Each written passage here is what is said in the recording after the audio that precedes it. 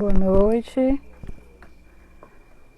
Estamos testando aqui o áudio para começar a nossa live de hoje. Vocês me escutam?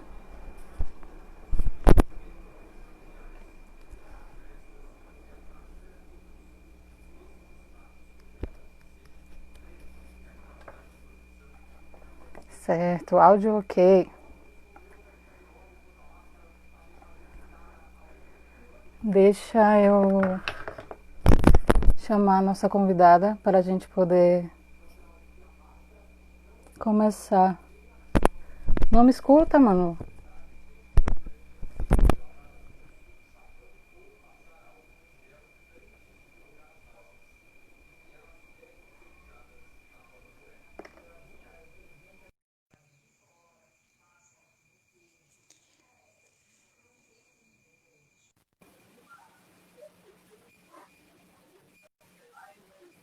Manu foi adicionada aqui na nossa live.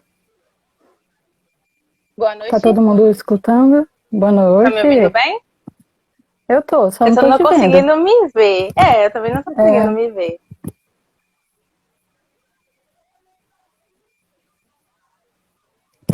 Também não consigo ver. Só te escuto. Eu vou te chamar de novo. Pronto.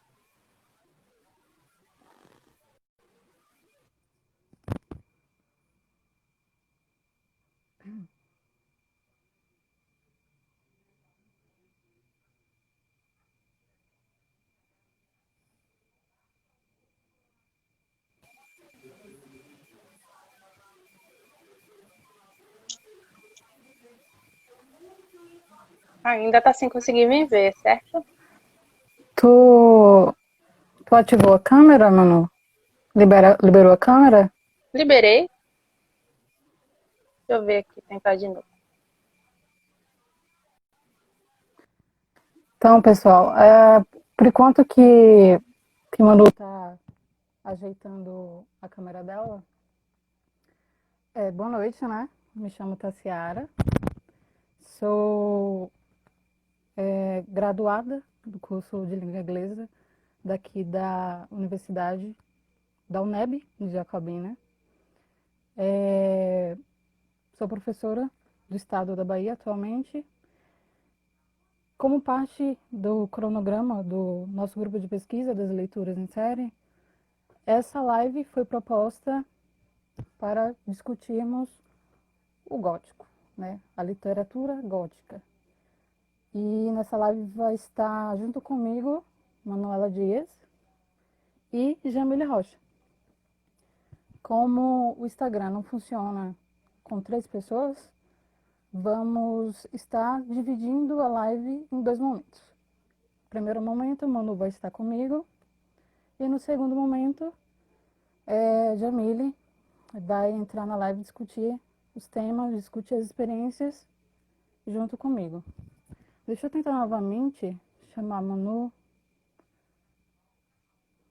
para... E agora eu não estou encontrando a Manu. Para adentrarmos nas perguntas, nos questionamentos e nas discussões. Essa é a nossa segunda live do Grupo das Leituras. A primeira foi com Jamile, Juliana Salvadori, com a professora Jane Kitlin. E essa será a nossa segunda live e haverá outras. Então pedimos que vocês, né, continuem assistindo as lives do grupo de pesquisa. Estamos, né, procurando formas para manter a nossa cabeça ativa nesse momento tão conturbado, problemático. E se tudo der certo, né, talvez a gente consiga montar uma segunda live. Se a gente não conseguir discutir tudo que foi planejado, tudo que está no nosso roteiro para hoje, talvez tenhamos uma segunda live, e também se vocês quiserem, né? A Manuela tá com dificuldade de entrar aqui, então vamos fazer o seguinte, né? Jamile? Manu? Tudo certo? Eu só não tô Só te conseguindo ainda, escuto. tá tudo liberado no aplicativo. Tudo tá liberado. Agora eu não tô entendendo por que não tá gerando a minha imagem aí pra vocês. E nem pra mim. Ok. Então vou fazer o seguinte, eu chamo o Jamile agora, tá? E depois a gente tenta contigo. Joia? Pronto, pode ser. Beleza. Pronto. Jans, vamos com você agora.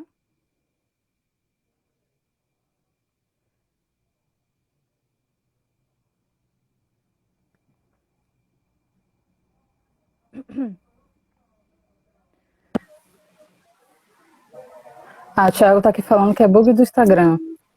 Ah, boa noite. Boa noite. Deixa eu só conectar meu fone de ouvido, tá? Tá Porque foi do certo. nada assim, Opa, Aí eu vou melhor e vocês me dizem se o áudio tá melhor também, tá? tá joia. Tá me escutando bem? Conseguem me ouvir? Eu tô te escutando bem. Também. Tá tudo jóia. Vocês estão escutando a gente? Tranquilo? Estamos vendo os comentários aqui, pessoal. Ok. Ok. Então, a Juliana pediu aqui pra gente comentar como chegamos no tema de hoje. Então, isso implica na nossa pesquisa, né? Implica na nossa experiência com literatura gótica na academia. Então, chegamos a esse tema porque fizemos os 6 juntas, nós 3, com o tema do gótico, cada uma em uma perspectiva diferente, com autoras diferentes. E a gente quis trazer para a live esse tema também para, né?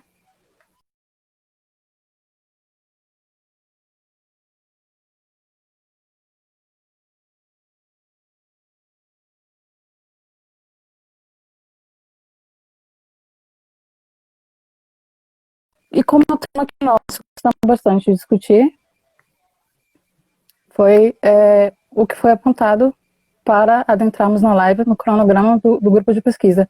O que é IC? IC é a iniciação científica. Quer explicar, Jamile? Sim. Antes de mais nada, né? Boa noite, pessoal. Boa noite. Meu nome é Jamile, eu sou egressa do curso de Letras, Língua Inglesa e Literaturas de Jacobina.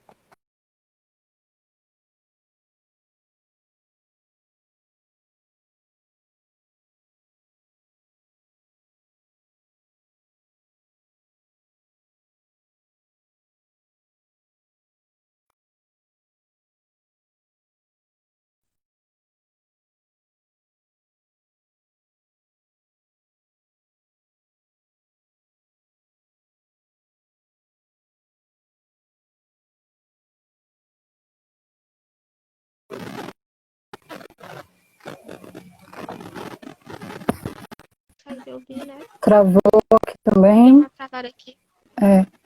Tá travando. Agora tá dando para me ouvir bem? Tá travando muito? Eu acho que agora voltou. Voltou? Travou. Agora está melhor? Voltou. Tudo bem agora, pessoal? Tá tranquilo? Ou tá travando ainda? Até agora foi. Pode comentar. Ótimo. Então, iniciação científica é um projeto, né, que, na verdade, são bolsas de pesquisa que são financiadas por órgãos institucionais que financiam a pesquisa. Eu acredito que está travando ainda. E a nossa iniciação científica em si foi feita a partir da pesquisa de tradução de literatura gótica. Primeiro IC foi com a questão de contos góticos, tanto meu quanto de Manu, e Tassiara ficou trabalhando com a fanfiction e a reescrita de gótico nessa plataforma. Então, como funciona IC? A gente submete o projeto junto com o professor, que vai supervisionar, e depois disso a gente passa um ano pesquisando sobre determinado tema e apresenta no final. Exato. E, né, publicando artigos, fazendo parte de eventos, organização de eventos como Desleitura. Exatamente. Então, nós já nos apresentamos.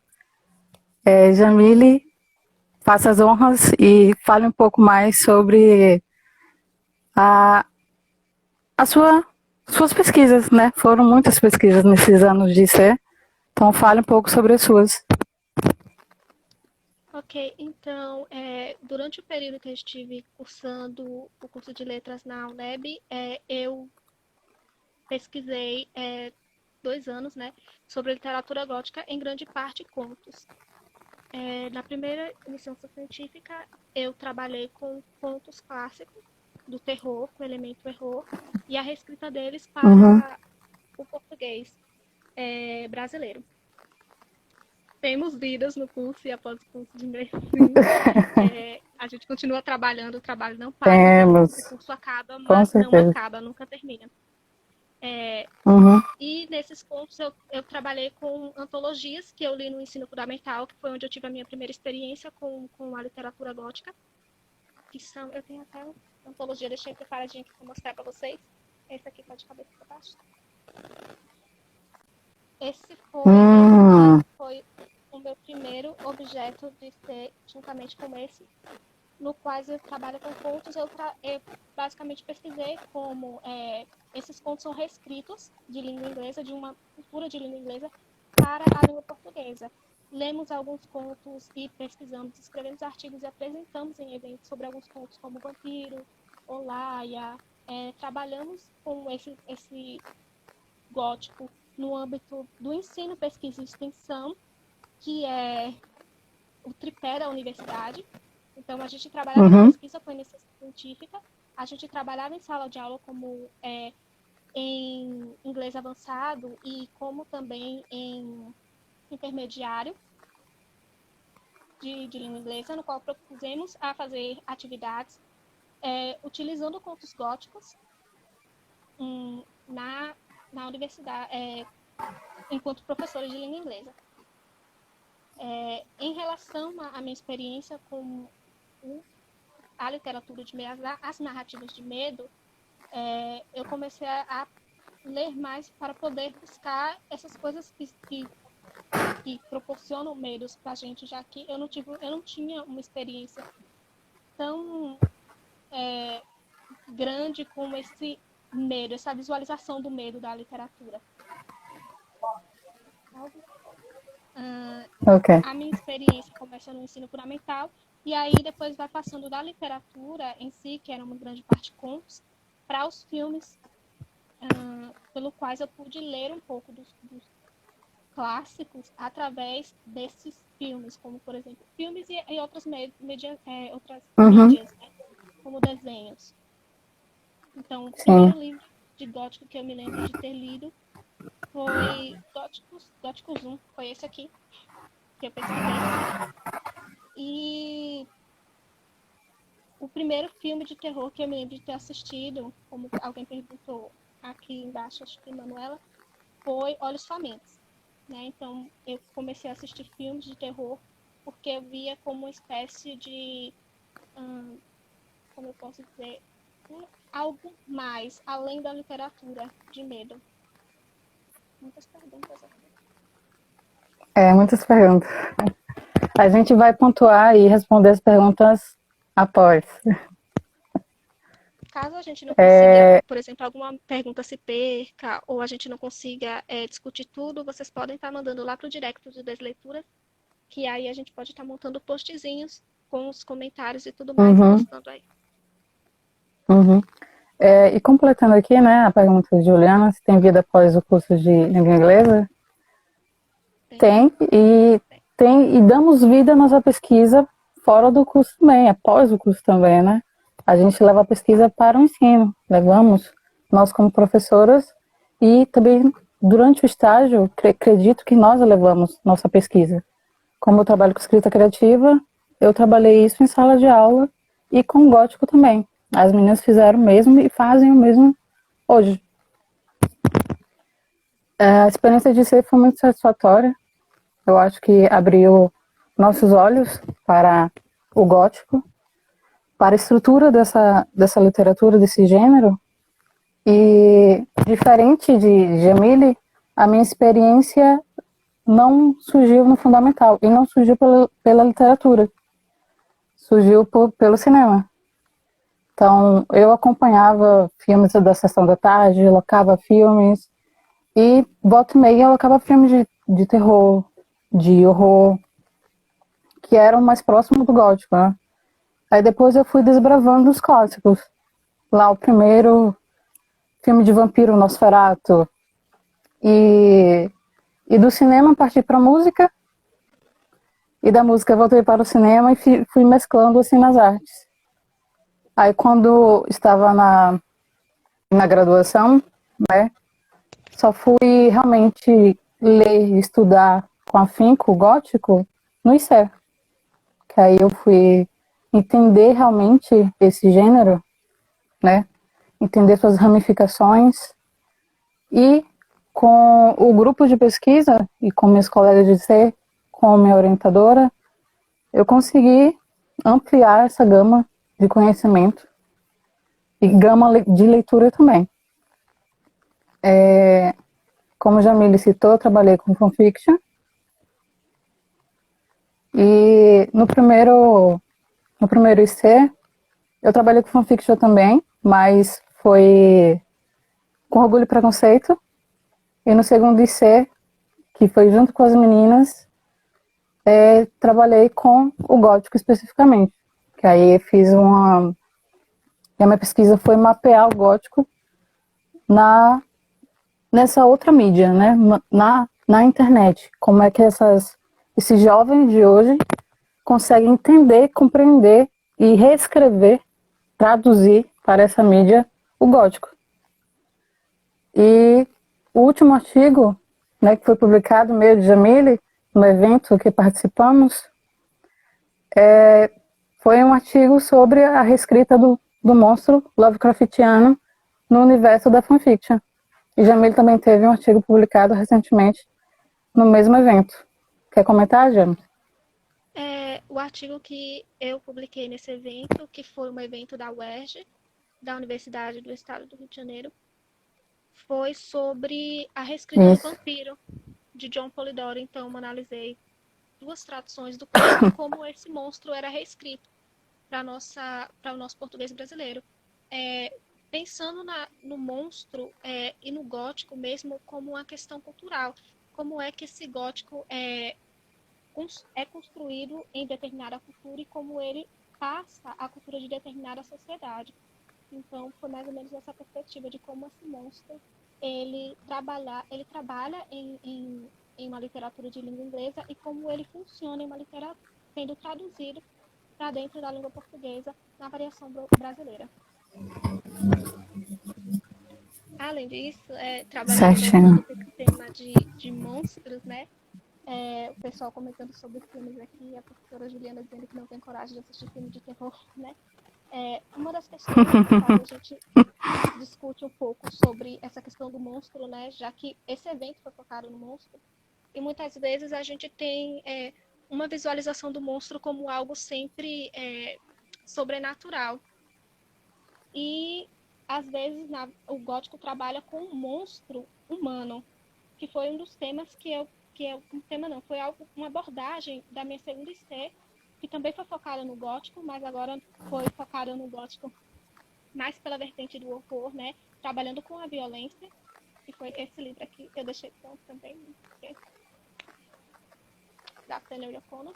Eu trabalhei com a violência no qual esse gótico, esse monstruoso, se dá mais pela questão da violência bem marcada, sobretudo o racismo do sul dos Estados Unidos, lá pela década de 70. Fala mais alto, Jean. É porque eu estava segurando o livro aí, não dá para... Lá, então, foi uma pesquisa mais sobre a questão da violência. Se no primeiro eu trabalhei com terror, dando foco mais no personagem sobrenatural, no segundo eu foquei mais em personagens humanos, nada do sobrenatural, mas que ainda assim eram monstruosos. São os personagens de contos e as atitudes, o modo como eles são violentos.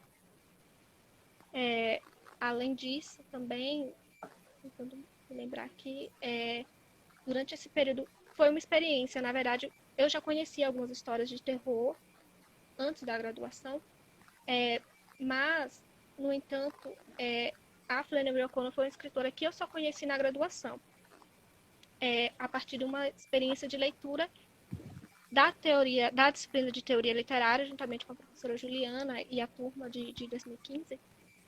Apresentamos seminários utilizando alguns contos, alguns deles góticos, outros não. E foi uma experiência muito boa, porque foi um tipo de conto que, ao mesmo tempo que chocava, era muito engraçado, né? É um absurdo. Então, acontecem umas coisas tão absurdas que você chega até a ser cômico. Então, acho que esse é um tipo de experiência. Eu acredito que muitas das minhas experiências de preferências por histórias de terror, histórias de horror, histórias góticas em geral, sejam filmes ou livros, estão naqueles que passeiam ali pelas questões absurdas, as que não fazem sentido. Filmes de terror, como Campo do Medo, que tem na Netflix, indico. Midsommar, sempre, né? Parasita nem tanto. Que extrapolam, né? Isso, eles têm uma questão que são mais... são filmes que trabalham mais com a mente, não só com o tema do sobrenatural, o estar fora, né? Mas também o que está dentro de si, o monstro fora. Vamos perguntar aqui para o chat, né? Quais são as experiências de vocês?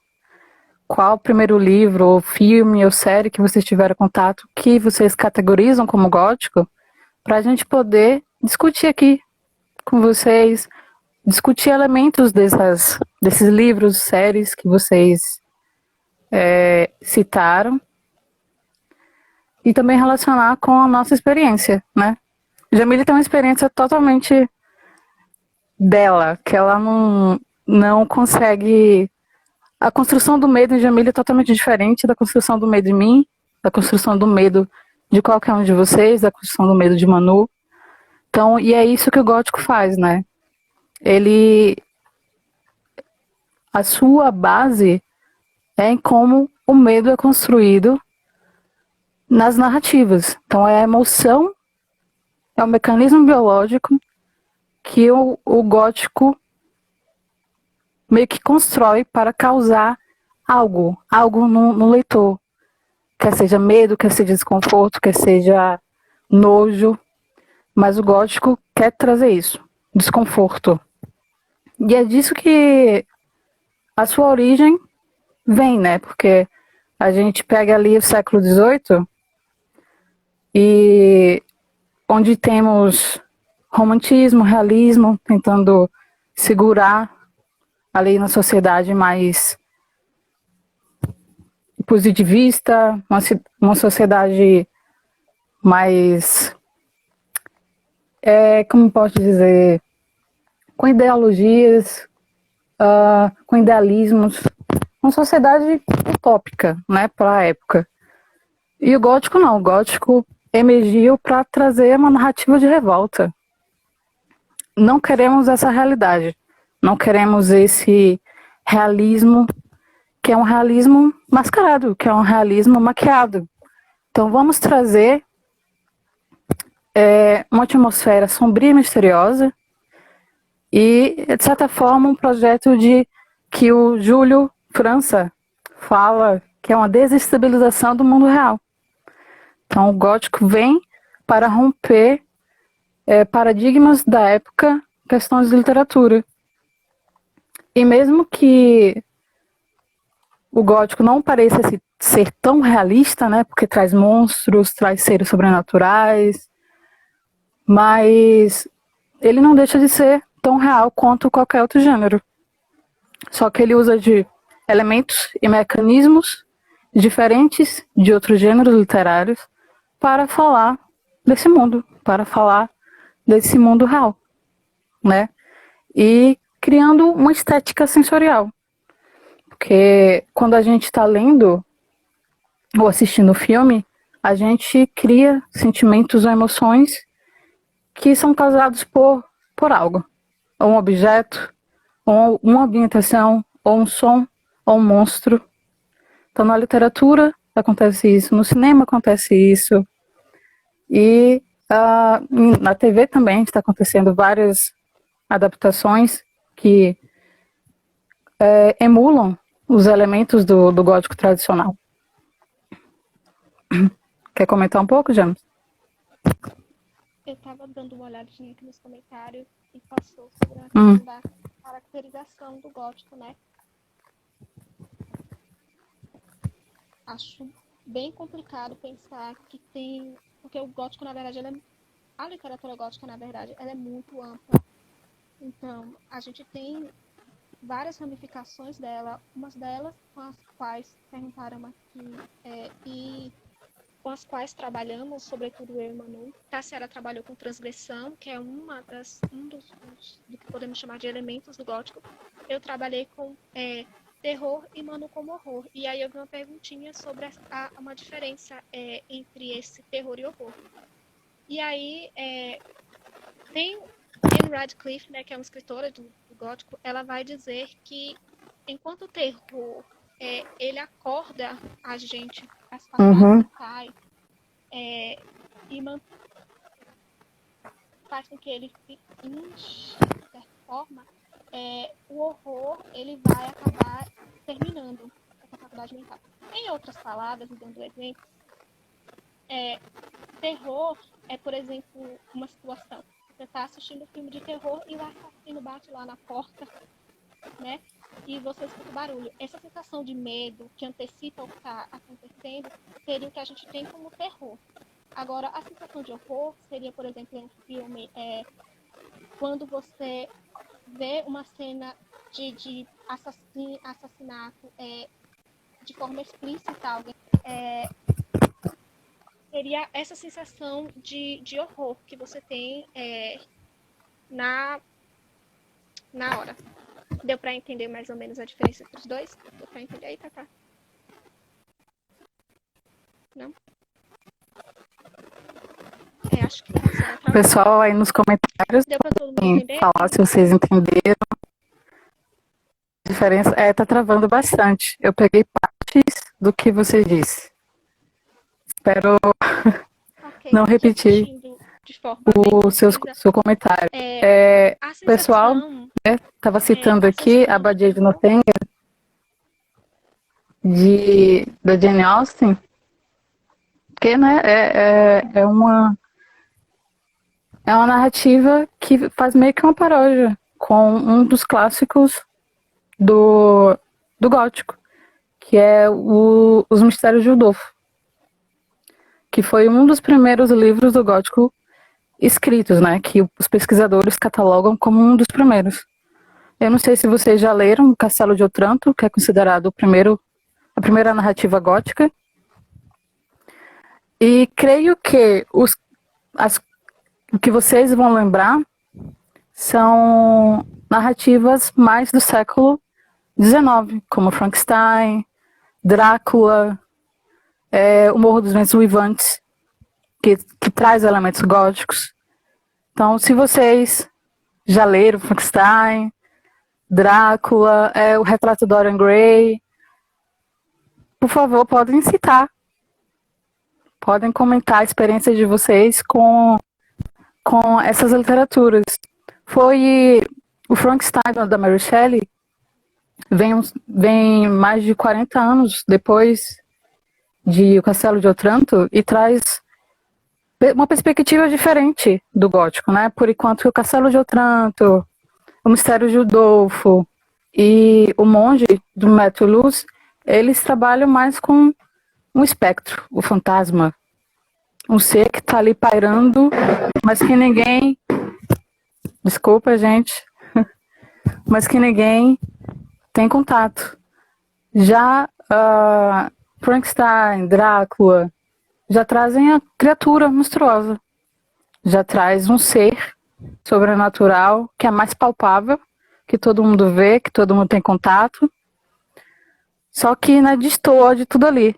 É o transgressor da narrativa.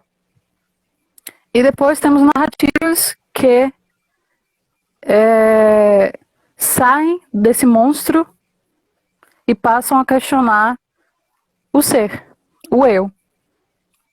Temos uma trajetória do personagem questionando o outro, o monstro, e passamos a personagens que questionam o eu. Posso comentar um pouco? Então, Pode. estou vendo que você está comentando bastante sobre o médico e o monstro, e acho que se encaixa bastante nisso que você estava falando agora sobre o outro, né? E tem a questão do outro que não é o outro, que é o que acontece com o médico e o monstro, no qual o monstro e o médico são a mesma pessoa, né? Então, a gente tem essa questão do monstro, que é o outro. E aí, retornando naquele tema que a gente estava falando sobre a questão do monstro, que não é, só retomando um pouco, que eu vi um comentário de Gerle falando sobre a questão de desmistificar o monstro no gótico, que o monstro também pode ser esse humano que gera outro monstro, como também o monstro pode acabar sendo outras configurações, outros elementos de uma narrativa do gótico, como acontece no caso de A Queda da Casa de Usher, né, que o monstro meio que é a casa e não em si a pessoa. Então, o pessoal falou sobre a caracterização do gótico. A gente tem algo que pega muito no gótico também, que é o setting, né, que é o espaço-tempo, o ambiente no qual a história se passa. Em O Médico e o... Que é o chamado locus horribilis. Isso. Em O Médico e o Monstro, por exemplo, essa história do o eu e o outro, que é o duplo, né? Que é aquilo que reflete também, tem uma questão de reflexão, tem uma questão de reflexo, na verdade não é de reflexão, tem uma questão do duplo. A gente tem também isso, inclusive, no ambiente, de um lado da cidade todo claro e do outro lado da cidade tudo escuro. O médico, que se considera bonzinho, é só o lado bom de algo, e o monstro, que realmente o lado é ruim. Então, a gente tem essas divisões também. E, frequentemente, quando a gente está lendo alguma coisa do gótico, essas questões podem emergir lá. E acho que seria interessante dizer. Tem uma pergunta aqui que eu achei bem legal da gente responder, antes de chamar a Manu, né? Caroline Silva, ela comentou aqui: meninas, parabéns pelo debate, obrigada. Queria saber se vocês acham que é possível fazer uma análise da história do medo a partir desse tipo de literatura. Quais os medos de homens e mulheres em cada época. Com certeza, né? Com certeza dá para fazer. Mas eu não conseguiria dividir assim homens e mulheres, mas a sociedade como um todo. Daria uma ótima pesquisa, mas pelo que a gente tem conhecimento, pelo que a gente leu e pelo que a gente acompanha da literatura, temos no início um gótico ali que o medo era o medo da morte, o medo do outro, do sobrenatural. Por isso que os fantasmas eram personagens recorrentes. Mas aí esse medo foi substituído pelo medo de uma criatura mais forte que você, né? Frankenstein, Drácula, criaturas personificadas. Lá no século XX, início do século XX, que a gente tem um boom tecnológico, então o medo muda novamente. O medo passa a ser algo mais abstrato. O medo do crescimento tecnológico, o medo do diferente, o medo do que as tecnologias podem trazer. E Lovecraft, ele cria seus contos, suas narrativas, bem nesse questionamento. O medo tecnológico, o medo do outro, o medo do novo. Ali, a gente estava discutindo isso de manhã, ali na década de 90, 2000, isso também dá uma mudada. E a gente começa a discutir mais serial killers. Então, como um monstro, ele deixa de ser uma criatura sobrenatural e passa a ser o ser humano. como o ser humano, ao transgredir, ao matar outro de forma horrenda, vira um monstro, se torna o próprio monstro. E creio que até hoje nós estamos nesse enlace, né? Temos serial killers, mas volta e meia aparecem monstros, vampiros, lobisomens, e vamos entrelaçando nesses 2 mundos, 3 mundos. Essa questão da mudança do medo sobre os tempos é de fato algo bem interessante a ser pesquisado, sobretudo porque a gente tem, na verdade, uma mudança desse foco do medo que Tassara comentou que antes era esse monstro, esse desconhecido e etc. E hoje em dia a gente vê que essas narrativas, não digo que funcionam com todo mundo, mas algumas dessas narrativas, filmes, que trazem esses monstros, os clássicos, na verdade, como a gente já tinha discutido algumas vezes na UNEB, eles não têm mais um efeito tão eficaz em assustar, porque a gente já está acostumado, que é o que mexe naquele famoso expectativa que a Tata estava meio que abordando ali e comentando um pouco sobre. Acabei de me perder aqui nesses comentários. Comentando aqui o que Juliana falou, né, que escritoras mulheres trazem estupro e controle de si e do corpo, assim como loucura, como temas do gótico de mulheres. Aí me fez lembrar do filme O Homem Invisível, né, que é uma adaptação nova de um clássico do cinema. Por enquanto que o clássico, o médico que se torna invisível, ele faz de tudo para perseguir a esposa, né, a perseguir a mulher dele, e isso no filme é tido como certo. Mas nessa adaptação, nós temos uma mulher que está completamente aterrorizada, né? Nós temos questões de estupro, questões de violência psicológica em uma adaptação para a sociedade atual, uma adaptação de um clássico do terror para a sociedade atual. Que o medo, que é aquele medo que muitas mulheres passam em casa, posto assim na tela do cinema, causa esse espanto, causa esse desconforto na gente, nós telespectadores, nós leitores. Um clássico remanejado, reinventado para essa sociedade, né? Com questões atuais, faz com que a gente, de certa forma, veja o mundo real de uma forma mais crua, dolorosa e mesmo com pitadas de ficção científica, né?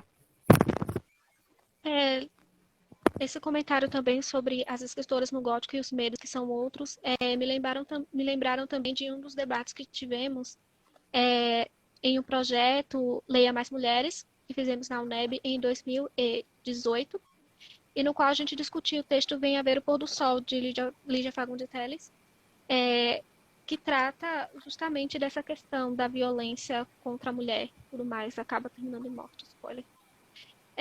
Então, essa questão foi algo que a gente acabou discutindo. James, vamos encerrar. Vamos, porque Mano já tá ali. Opa! Tá caindo aqui. Oi? Sim, vamos encerrar esse primeiro bloco para chamar Manu. Vamos ver se dá certo agora, né? Pode fazer seus últimos comentários, eu te interrompi. Me desculpe. Não, eu esqueci esse ponto, mas aí eu vou finalizar. Antes que eu comece a entrar em outra janela que acaba discutindo mais meia hora, sem ter meia hora, eu queria agradecer, né, o convite para participar dessa live Trio do Gótico. E vejamos o tempo para fazer uma segunda, né? O pessoal vai se preparando, vamos fazer leitura coletiva. Agradecer a participação do pessoal e as perguntas. E pedir para que vocês se inscrevam, não, né? Que você coisa de YouTube, mas, gente, siga o perfil do Instagram aí do Desleituras e acompanhe o cronograma que a gente tem feito. Eu dou um beijo para vocês, tá? Se você me remova da... Tchau, tchau. Tá, e até a próxima. Até. Agora eu vou chamar Manuela. Obrigada, Jamile, por ter participado aqui comigo. Manu, vamos chamar você para o nosso encontro.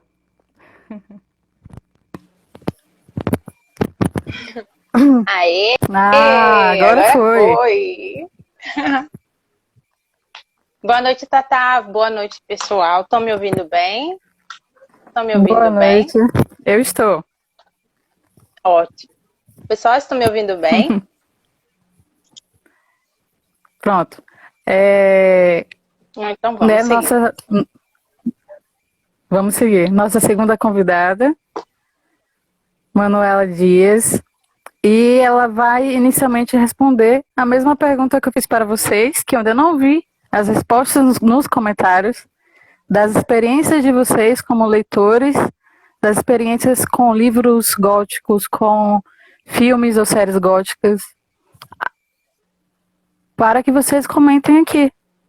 Agora, Manu, peço que você se apresente para quem está nos assistindo e comente também, aproveite e comente sobre a sua experiência como leitora gótica.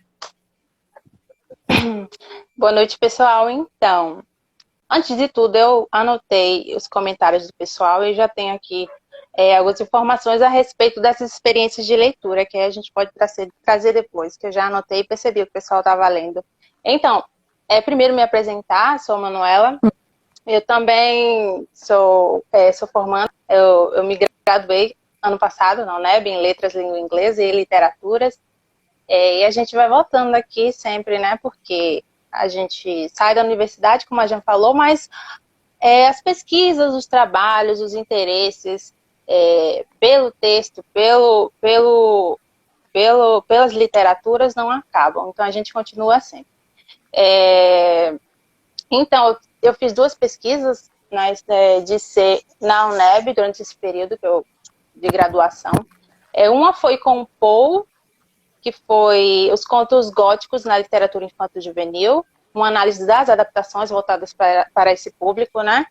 E um segundo IC foi com os textos da Angela Carter, mais voltados para as antologias. Então foi também assim, também na perspectiva dessa questão da transgressão, e foi esse segundo trabalho que a gente fez. Eu digo a gente porque eu tenho grupo, com as meninas, com a orientadora, com o grupo de pesquisa, então é o grupo que a gente constrói juntos. Então, minha experiência de leitura. Minha experiência de leitura foi um pouco tardia, assim. Primeiro, assim, leitura, de identificar que aquilo é gótico. Talvez eu tenha lido alguma coisa no ensino fundamental, 1 ou 2, mas que eu não me lembro muito. O que me marca foi o texto do Poe, Berenice, que foi uma leitura que eu fiz, um texto que eu conheci em teoria literária, na UNEB, no segundo semestre. Então, a minha primeira experiência assim, de leitura de gótico, de terror, foi por meio desse texto, desse conto. Mas voltando para trás, assim, quando a gente também analisa essa questão de filme, de séries de TV, eu lembro que minha primeira, assim, primeiro impacto, assim, na juventude foi pela série Supernatural, Sobrenatural. Era bem popular, acho que 13 anos, 14 anos de idade, e eu levantava para assistir. Então foi a primeira entrada nesse mundo de horror, de terror, foi pela série. Então, de certa forma, foi os dois. Mas, assim, eu tô mais próxima a Tatá, a Tassiara, nessa questão das mídias, séries de TV, os filmes de TV, essas mídias, assim, essas adaptações que me aproximaram desse gênero. Os contos, a literatura ficou um pouco mais tarde, quando eu entrei na universidade. Bora falar das experiências do pessoal? Vamos, tem muitas aqui. Muitos citaram aqui Berenice, então, do Edgar Allan Poe. Sim, Berenice, o Gato Preto, eu vi muito. O Corvo, eu vi muito. Drácula, o Vampiro citaram que descobriu o Brasil. Sim, Freud, muitas que coisas. É uma série da Netflix. Ainda não assisti, mas mistura psicanálise e monstros, então, né, deve ser bom. A Outra Volta do Parafuso. Muitas leituras coisa, bem diversificadas, pessoal, que é. E são parecidas, assim, próximas às nossas também, né? E Berenice, que alguns né? pela mídia, sim. Realmente, Berenice é um dos contos que me assustou depois que eu li, né? Quando eu fui parar para analisar, quando eu fui para reler novamente, né? Para reler, aí me dei conta de certos elementos lá que me causaram muito susto, que me amedrontaram até, da violência que é, né? E eu lembro Sim. que em encontros na UNEB, vários alunos tiveram a mesma experiência. E as narrativas de Poe, a gente tem muito isso, entre linhas, né? Questões, elementos que faz você descobrir a narrativa, tá ali, entre linhas. Isso a cada leitura, a cada hora que você volta lá no texto, você vai percebendo outras coisas. É engraçado até lembrar que a experiência de leitura também, que foi por conta da Berenice. Eu digo assim, eu sempre falo, tanto no TCC, o memorial, as pesquisas de IC, tudo foi mediado por conta de Berenice. Lá em teoria literária, eu já falei isso várias vezes, mas é sempre bom pontuar assim, porque um conto que você ali se identifica ali no início pode mediar e guiar todo o seu percurso na academia, na universidade. Então, você se interessou pelo objeto, vai continuar ali, vai ler mais sobre ele, se interessa, não fica procurando muita coisa em várias áreas. Se você se identificou ali, segue. Berenice foi esse caso que me rendeu trabalho em teoria literária, tópicos de tradução, IC, então, mestre, que me possibilitou construir essas outras pesquisas, esses outros trabalhos, e entrar no grupo de pesquisa, conhecer as meninas, influenciar outras leitoras de Poe, pessoal que não conhecia Poe também, passar a conhecer o Poe.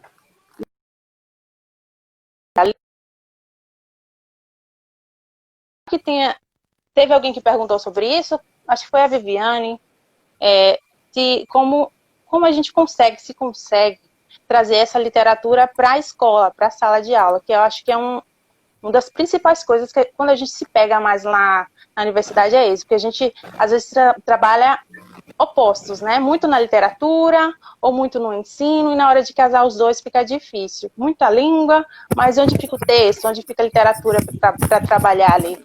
Então, foi um pouco difícil eu falando sobre mim. Você falou um pouco das fanfictions que você trouxe. Eu acho que você ainda realizou melhor assim, em comparação com o meu, porque eu não consegui trazer tudo que eu queria, porque às vezes a gente tem muitas ideias e não consegue se aprofundar. Consegui trazer um pouco da Angela Carter. Porque a gente que conhece o ensino público, tem muitas coisas que impossibilitam os nossos trabalhos, os nossos projetos. Mas eu acredito assim, se você tentar rever por outro ponto de vista, é não desistir. Não ficar pensando que, não consegui colocar a literatura ali, então vou deixar de lado. Eu já vi que não deu certo, não vou tentar ali no estágio 3, estágio 4. Então eu tenho que tentar. Porque às vezes em um momento não dá certo, mas em outro dá. Então a gente vai tentando e de certa forma, assim, no final foi positivo que eu consegui fazer. Introduzir, assim, o gótico, nesse caso da Angela Carter, esta transgressão, no estágio. Tem aqui no ensino, escola particular que eu dou aqui também. Que também é mais fechado, mas a gente tem que pensar em opções ali para trazer, porque a língua está no texto. Não dá para trazer as coisas separadas, né? E é isso. Sim. E a Angela Carter também, maravilhosa. O pessoal aqui falando que leu, Vivi. Danilo comentou Mateus. aqui que a primeira experiência dele foi com o Pica-Pau Amarelo. Com a Cuca, do sítio do Pica-Pau Amarelo. O monstro, né? Que aterrorizava as crianças. Exato, e a gente tem esse primeiro momento do medo, né? Que a gente fala do despertar do medo. Como ele vem se construindo também. Às vezes ele se constrói ali nesse... Você citou o Castelo de Otranto. Para aquele público ali despertava medo, mas o público de hoje não desperta mais medo. Eu não tenho mais medo desse tipo de literatura, desse tipo de adaptação. Não, mas exato. Com essas adaptações, com essas o horror que eles colocam ali um pouco, as cenas mais explícitas, ou pensar mais no horror mais voltado pro psicológico ali, de questões sociais, é o gótico que a gente encontra hoje em dia, que é o gótico que aproxima, que nesse gótico clássico, desses contos clássicos, desses livros clássicos, mas é um gótico que ainda é um gótico reformulado, é um gótico mais explícito, mais de horror, mais voltado para o horror, mas que ainda é o gótico que influencia as pessoas hoje, influencia os leitores, influenciam os jovens, assistir filmes, ouvir música também, que você falou também, nessa questão de ser influenciado na música também. Então, é um medo que se reformula. A gente encontra esse medo. Exato, tinha medo da escuridão aqui, a Larissa falou, por causa dos filmes do Harry Potter. Do Harry Potter. Isso. Mas por exemplo, a ambientação é a chave, né? Exato. Como construir esse ambiente, como medo. Despertar essa tensão, esse medo. Então é isso. Ou por algum método ali utilizado para... Vocês consideram o gótico como um desdobramento do gênero fantástico?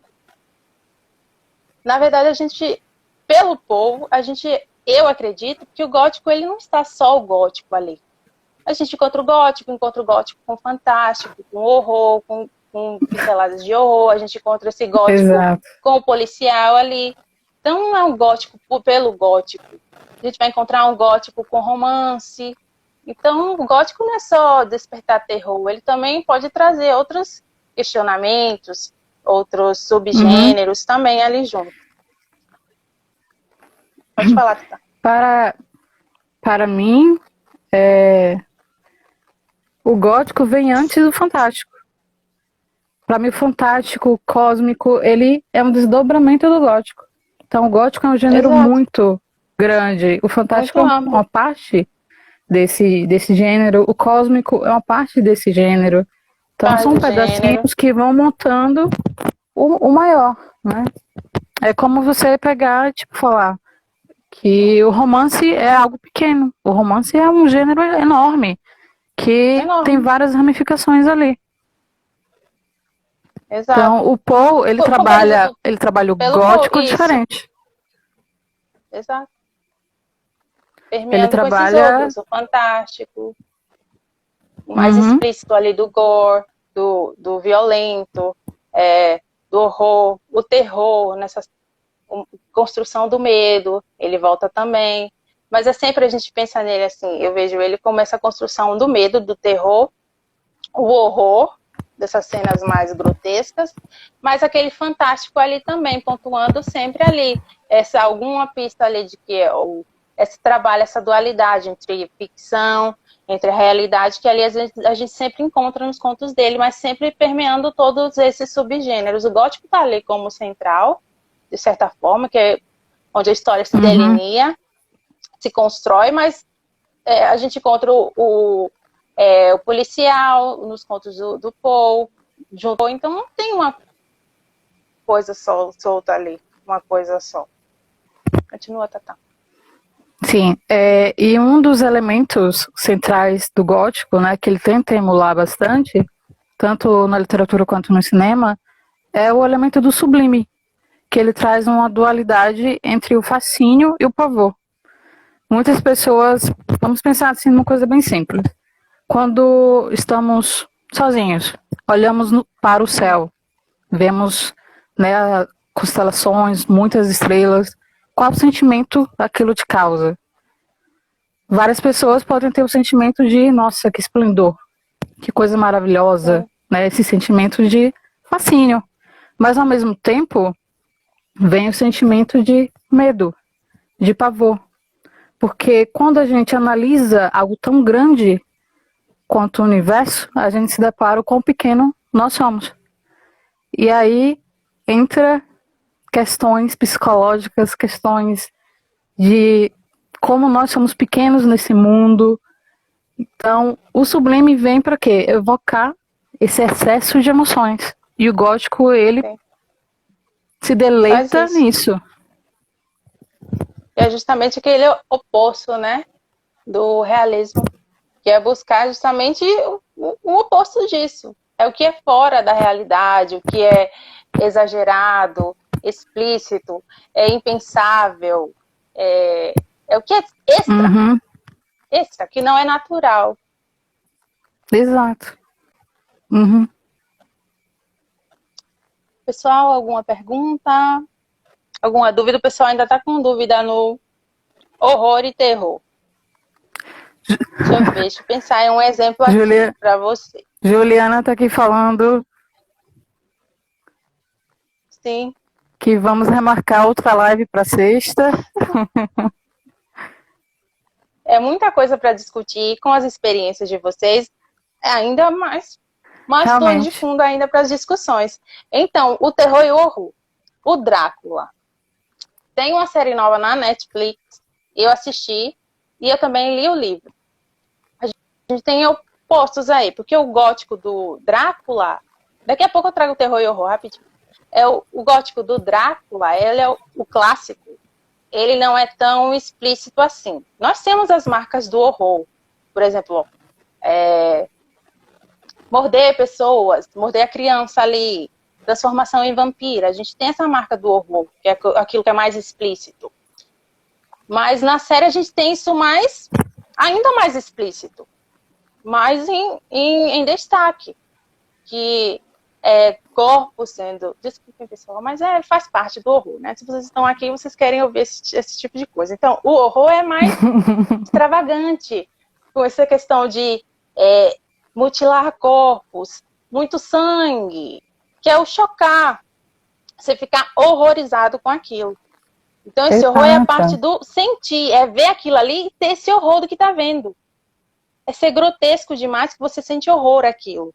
E o terror tá mais para a criação do ambiente, a criação do medo em você.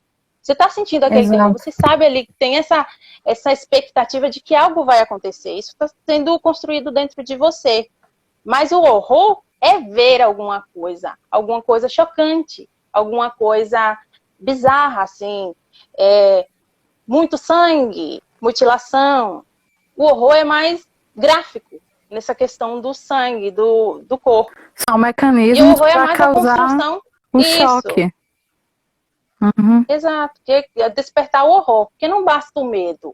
O medo a gente não pode não ver, o medo está presente na gente. O medo não é palpável, ou a gente pode não visualizar esse medo, mas a gente sente esse medo porque tem uma construção para esse medo, para essa tensão, essa ansiedade que vai se construindo dentro da gente. Mas esse horror é aquilo ali que marca. A gente se sente esse horror em ver alguma coisa. É mais chocante assim pra gente. Batatá. Manu? Diga. Manu? Nosso tempo está terminando. Pode falar. Então, vamos... rápido. Foi rápido. Vamos divulgar quando é que vai ser a próxima live. Juliana está aqui falando que vai ser sexta, né? Então... Pronto. Boa noite para vocês. Boa noite, Manu. Nos vemos na próxima live para continuar essa discussão. Boa noite para vocês, pessoal. Obrigada pelos comentários, pela participação. E o vídeo vai estar no IGTV. Então, vocês podem estarem fazendo perguntas nos comentários do vídeo postado, que vamos estar pegando as perguntas para responder na próxima live. Exato. Certo? Beijos e a gente se vê aí em uma próxima, porque vocês perceberam que não falta material para discutir. E essa participação de vocês é o que é o principal. É essencial. O feedback é o que constrói a construção, constrói o debate. Então, beijos e até a próxima. Obrigada. Boa noite. Beijos, Tatá. Obrigada, até a próxima, gente. Tchauzinho.